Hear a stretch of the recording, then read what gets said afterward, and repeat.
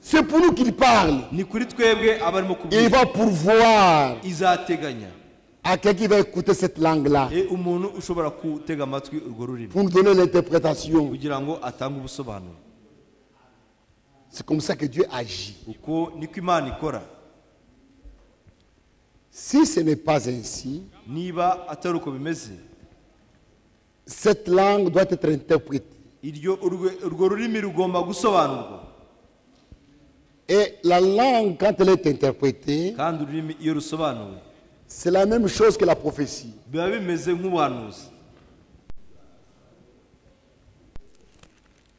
Quand la langue est interprétée,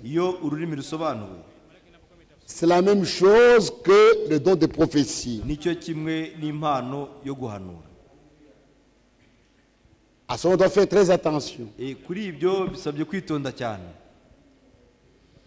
Celui qui prophétise, le don de prophétie ne peut pas s'exercer en privé.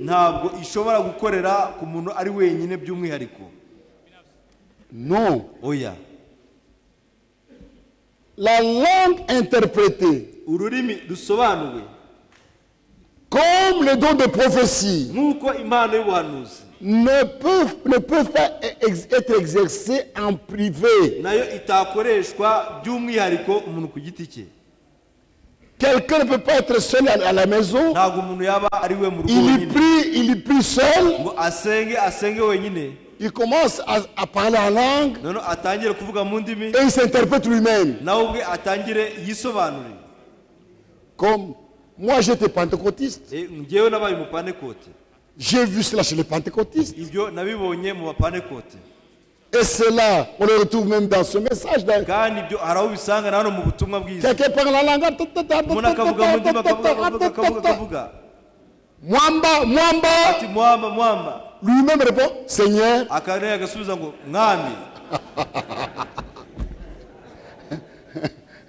Mwamba.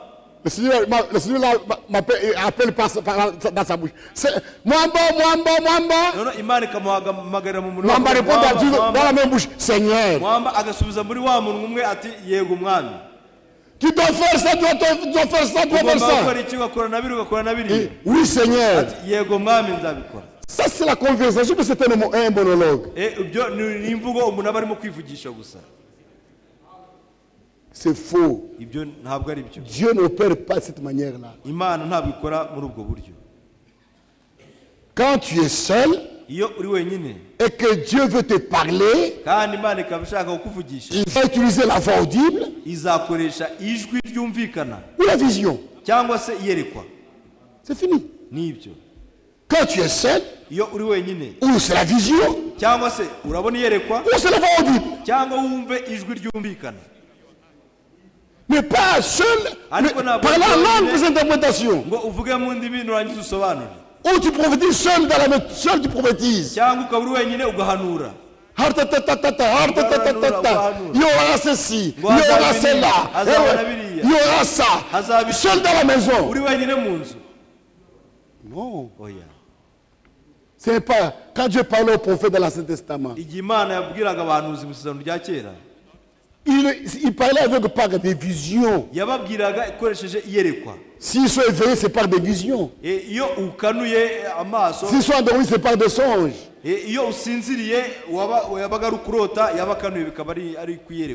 Ne laissez pas entrer dans l'église des choses fausses. Cela vous causera des ennuis. C'est vrai. Le parler en langue, plus interprétation, comme le don de prophétie, ne peuvent pas s'exercer en privé. Elles s'exercent dans l'église. C'est que nous lisons. Dans 1 Corinthiens. 1 Corinthiens 14.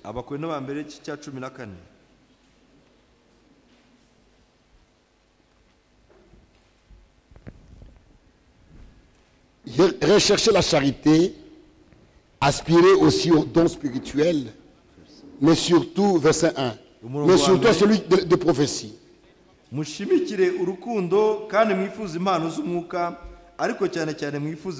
En effet, celui qui parle en langue ne parle pas aux hommes, mais à Dieu. Car personne ne le comprend. C'est un esprit qui dit les mystères. Celui qui parle en langue s'adresse à Dieu, pas aux hommes. Celui qui prophétise, au contraire, parle aux hommes.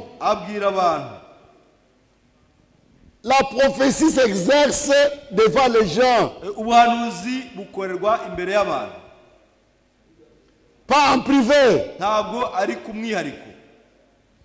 Ça s'exerce devant les gens. Celui qui prophétise, au contraire, parle aux hommes. Les édifie, les exhorte, les console. La prophétie qui vient de Dieu doit atteindre ses buts. L'édification, l'exhortation, la consolation. Quand tu commences dans l'église, il y a l'adultère, il y a l'adultère. Ça va aider qui? Ça va édifier qui?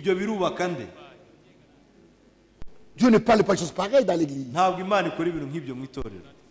Quand Dieu parle, c'est pour édifier. C'est pour exhorter. C'est pour consoler. Quelqu'un est malade. Cette maladie, ça vient de ton père. C'est ton père qui te tue. Ça édifie qui? Ça console qui?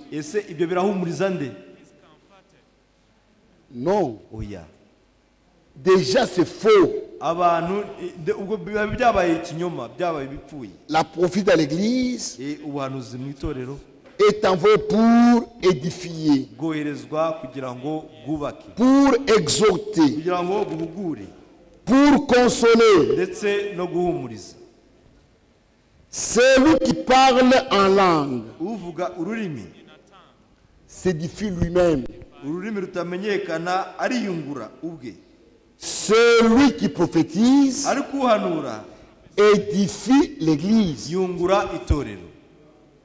C'est pourquoi le don de prophétie doit s'exercer dans l'église, devant les gens, pour y apporter l'édification.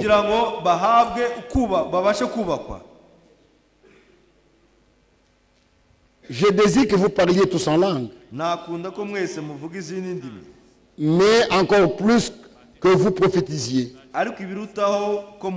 Celui qui prophétise est plus loin que celui qui parle en langue, à moins que ce dernier n'interprète pour que l'église en reçoive l'édification. C'est comme ça. Quand quelqu'un parle en langue, ou quand il parle en langue, quand cela est interprété, c'est la prophétie. Et la prophétie, c'est dans l'église, pour annoncer les choses à venir, pour avertir, pour montrer à quelqu'un ce qu'il doit faire pour qu'il soit guérir ou consoler. kugira ngo umuntu yerekwe niba agomba gukira cyangwa se guhumurizwa. Mais ce n'est pas pour révéler les péchés des gens dans l'église. Ariko ntabwo ari kubwo kuvuga ibyaha by'abantu mu itorero. Non. Oya. Non. Oya. Oh, frère Jean, tu as commis l'adultère. Yasambanye. Non, frère. Oya, ntabwo ari ibyo. Pourquoi? Kubera iki? Ça va aider qui? Ese ibyo biraza gufasha nde? La prophétie, c'est pour édifier. Ubuhanuzi ni kubwo kubaka. C'est pour aider. Ni kubwo gufasha. Maintenant, noneho, par la prophétie, binyure mu buhanuzi, Dieu peut révéler les secrets d'un païen. Imana ishobora guhishura amabanga y'umupagani. Un païen qui vient dans l'église. Umupagani uba mu itorero. C'est ce que nous lisons. Ibyo nibyo dusoma.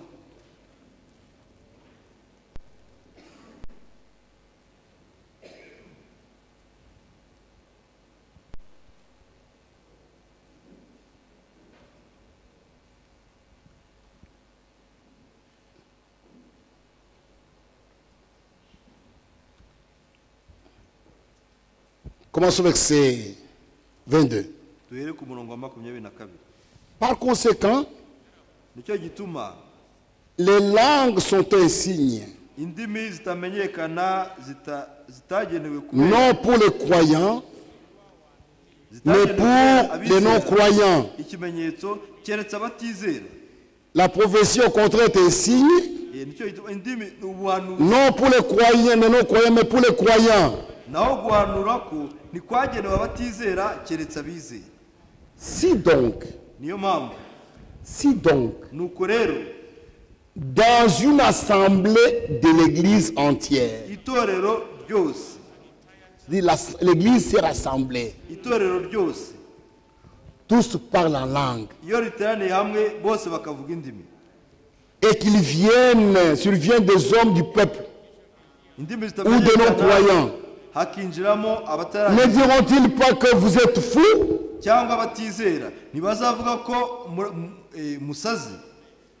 Mais si tous prophétisent et qu'ils surviennent quelques non-croyants ou un homme du peuple, il est convaincu par tous. Il est jugé par tous. Les secrets de son cœur sont dévoilés, de sorte que tombant sur sa face, il adorera Dieu et publiera que Dieu est réellement au milieu de vous.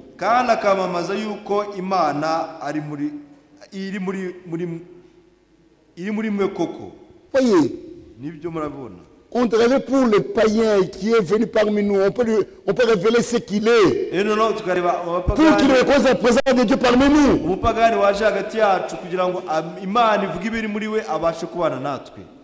Le don de prophétie sert à l'édification. Maintenant, celui qui a le don de prophétie, cela ne fait pas de lui un prophète.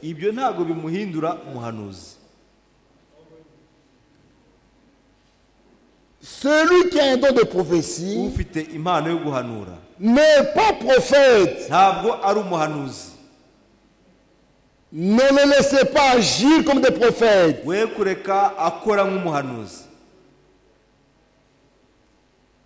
Ils n'ont pas le ainsi dit le Seigneur.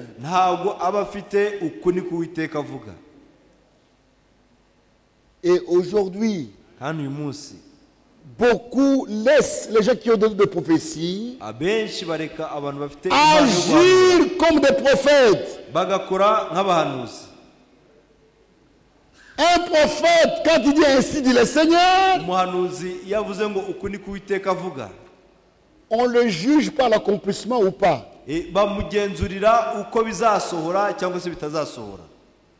On n'a pas à juger, regarder Non. ntago babicira Quand urubanza il a parlé ainsi dit le Seigneur, iyo muravuze ngo uko on Uwiteka attend avuze l'accomplissement. bategereza gusohora kwabyo Mais celui qui parle en langue ari kuvuga mu ndimi et qui interprète, akazisobanura ou celui qui prophétise, cyangwa se uhanura quand il a iyo parlé, yavuze on ne doit pas accepter ça du coup. ntago bigomba kwemerwa na gato On doit attendre. hagomba gutegereza On doit attendre bisaba gutegereza que cela soit jugé. kugira ngo ibyo bigenzurwe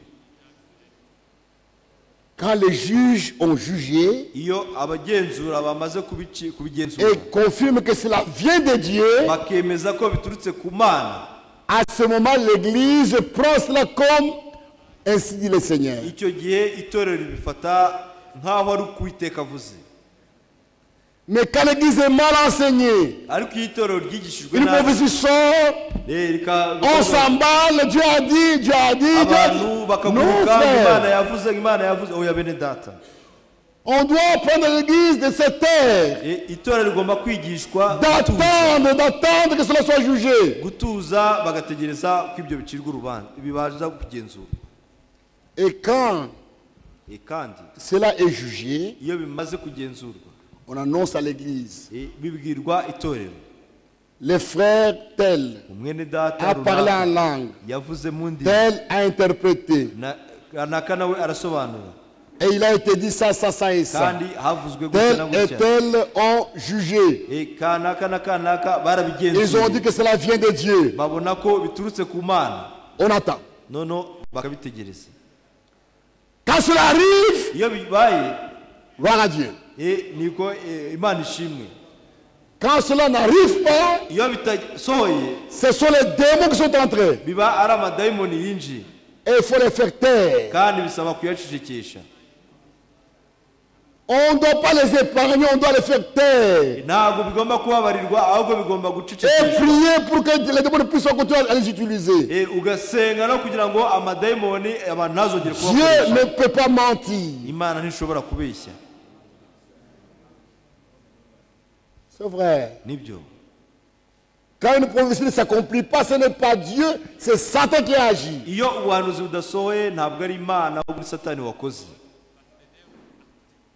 Et personne kandi nta muntu n'umwe qui n'est pas prophète, utari umuhanuzi qui n'a pas ainsi dit le Seigneur, udafite uku ni Uwiteka ne avuze peut se mettre devant les gens ntabwo ashobora guhagarara imbere et y'abantu dire ngo avuge ngo fais ça, ngo fais ça, ngo gira fais gutya ça. gira gutya Peut dire ushobora kuvuga uti ta maladie est terminée. ngo uburwayi bwawe burarangiye Tu dis, quand tu as prononcé cette phrase, urabona iyo umaze tu dis gusohora iyo tu dis à un nteruro frère malade, ukabwira mwene data urwaye ta maladie est terminée. uburwayi bwawe burarangiye Tu es prophète, uri umuhanuzi tu parles avec quelle autorité? urabivugana ubuhe bubasha n'ubutware Tu n'es pas prophète. ntabwo uri umuhanuzi Si c'est un autre de prophétie, niba byari kuba ari ubuhanuzi et cela a été jugé, ese byagenzuwe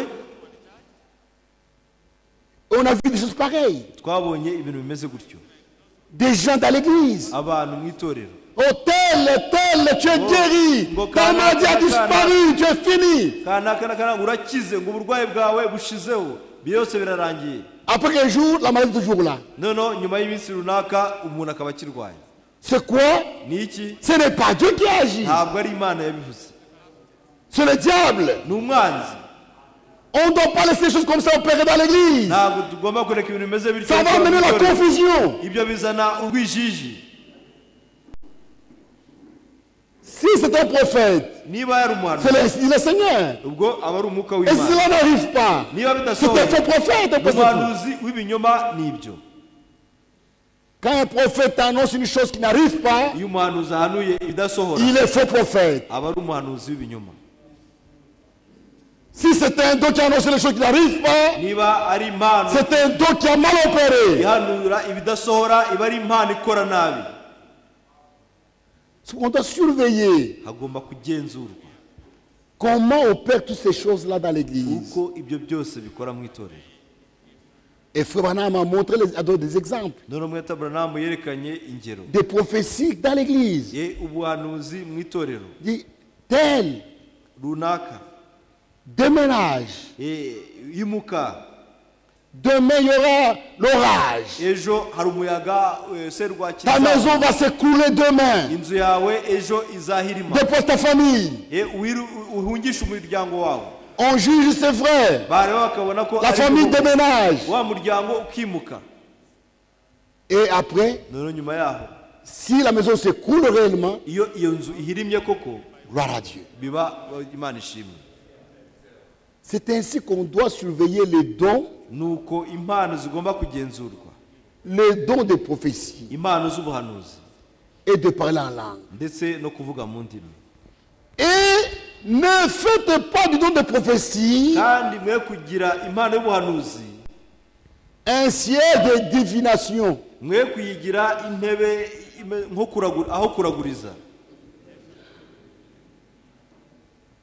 Frère, c'est terrible.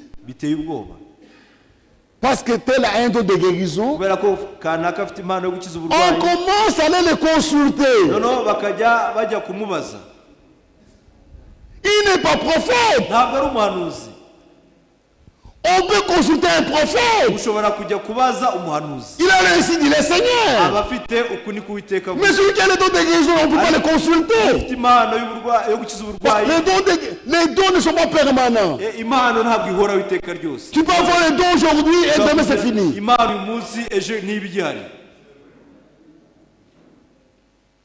Voyez.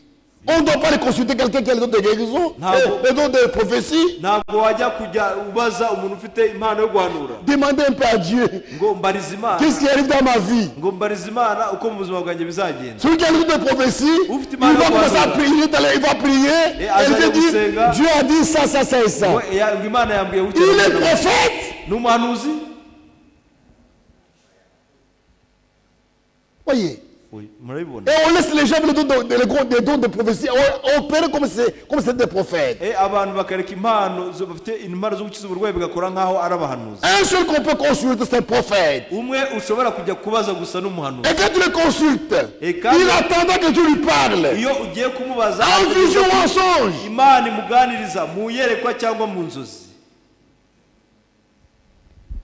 C'est ça. On doit faire très attention avec ces dons.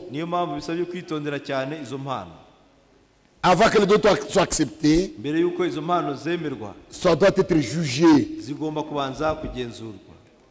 Et ceux qui jugent, et ceux qui ont parlé, quand ça arrive, nous donnons gloire à Dieu. Quand cela n'arrive pas, on doit prier pour eux, pour chasser les démons qui sont entrés pour déranger l'église. Quand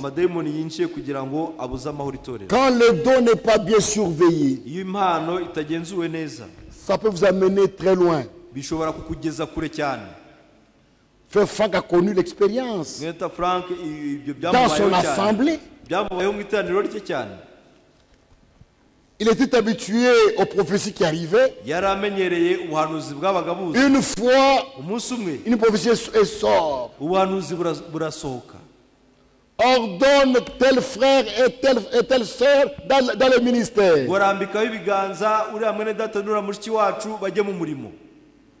Sans juger, les frères venaient avec sa femme devant, fait faire les a consacrés.